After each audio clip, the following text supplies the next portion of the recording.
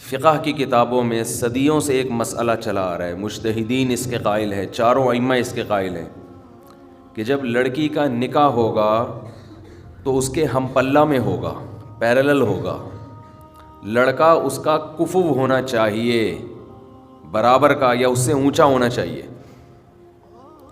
تو اس برابری میں، اس اونچائی میں اس کی ذات بھی دیکھی جاتی ہے، ذات سے مراد قوم، اس کا خاندان بھی دیکھا جاتا ہے، اس کا نسب دیکھا جاتا ہے، اس کا عہدہ دیکھا جاتا ہے، اس کا مال دیکھا جاتا ہے۔ فقہا لکھتے ہیں کہ جو اونچے خاندان کا آدمی ہے وہ ایک کمتر خاندان کی لڑکی کا پیرلل ہے، لیکن اونچے خاندان کی لڑکی کمتر خاندان کی لڑکی کی، اس کے جوڑ کی، لڑکے کے جوڑ کی نہیں ہے۔ ایک بہت مالدار گھرانے کی لڑکی ایک بہت غریب لڑکے کے جوڑ کی نہیں ہے، یہ اس کی پیرلل نہیں ہے۔ ایک ایسے پیشے سے وابستہ لڑکی جس کا باپ ایسا پیشہ ہو، کمانے کا ایسا ذریعہ ہو جو قابل عزت سمجھا جاتا ہے، لڑکا ایسا پیشہ اختیار کیے ہوئے ہے جو زیادہ قابل عزت نہیں سمجھا جاتا، تو یہ لڑکا اس لڑکی کے جوڑ کا نہیں ہے۔ میری بھی بحث ہوئی، جب میں نے کتاب لکھی نا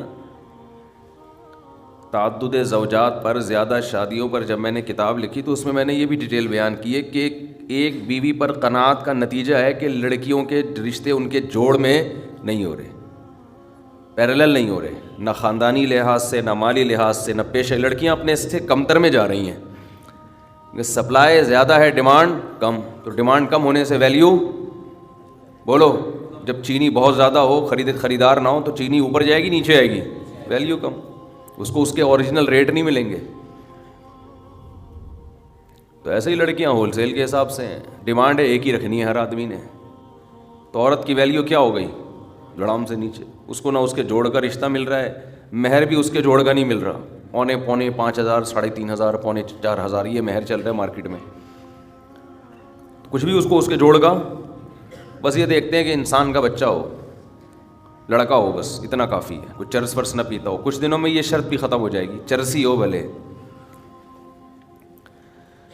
تو میں نے جب اپنی کتاب میں یہ سارے احکام لکھے تو ایک صاحب الجھ پڑے، کہنے لگے میں یہ فقہ شکہ نہیں مانتا، جو فقہ شکے کی کتابوں کے حوالے دیے نا اپنے فقہ شکے، کہہ رہے قرآن تو کہہ رہے تم میں سب سے زیادہ عزت والا وہ ہے جو تم میں سب سے زیادہ تقوی والا،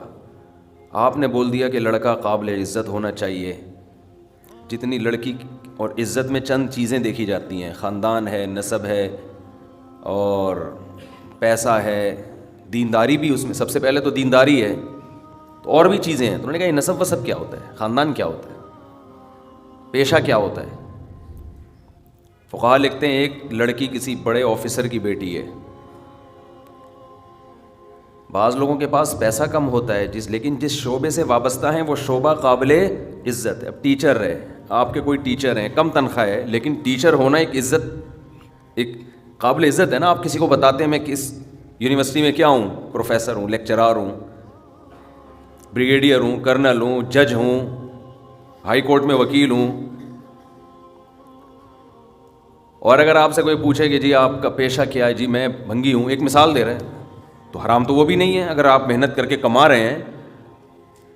اور قیامت کے دن ہو سکتا ہے بھنگی کا مقام اس کرنل سے زیادہ ہو، اس جج سے زیادہ ہو، اس لیے کہ اس میں تقویٰ تھا اور اس میں تقویٰ نہیں تھا۔